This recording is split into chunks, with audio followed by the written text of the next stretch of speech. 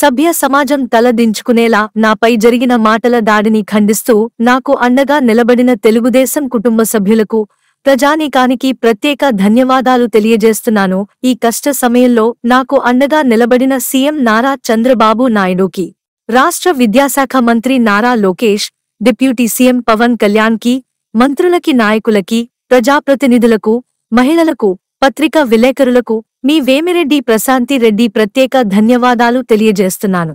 సభ్య సమాజం తలదించుకునేలా నా పైన మాటలు దాడి చేసిన వాళ్ళని ఖండిస్తూ నాకు అండగా నిలిచిన కూటమి ప్రభుత్వానికి, కూటమి కుటుంబ సభ్యులకు, అదేవిధంగా ప్రజానీకానికి అందరికీ కూడా ప్రత్యేక ధన్యవాదాలు తెలుపుకుంటున్నాను.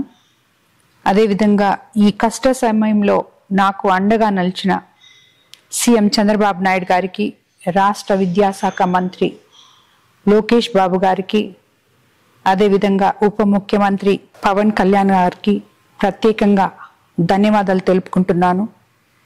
అలాగే మంత్రులు, ఎంపీలు, సహచర ఎమ్మెల్యేలు, ప్రతి ఒక్క ప్రజా నాయకునికి నాకు మద్దతు తెలిపినందుకు ధన్యవాదాలు తెలుపుకుంటున్నాను. మా మీద అభిమానంతో మేమున్నామంటూ రాష్ట్ర వ్యాప్తంగా అండగా నిలబడిన ప్రతి ఒక్కరికి కూడా నేను ధన్యవాదాలు తెలుపుకుంటున్నాను. ముఖ్యంగా కోవూరు కాన్స్టిట్యున్సీలో ఉన్న ప్రతి బిడ్డ తన తల్లిని మాట్లాడినట్టు భావించి నాకు అండగా నిలబడిన ప్రతి ఒక్కరికి కూడా ధన్యవాదాలు తెలుపుకుంటున్నాను. అదేవిధంగా ఈ కష్ట సమయంలో నాకు అండగా ఉన్న మహిళలందరికీ, కార్యకర్తలందరికీ ధన్యవాదాలు తెలుపుకుంటున్నాను.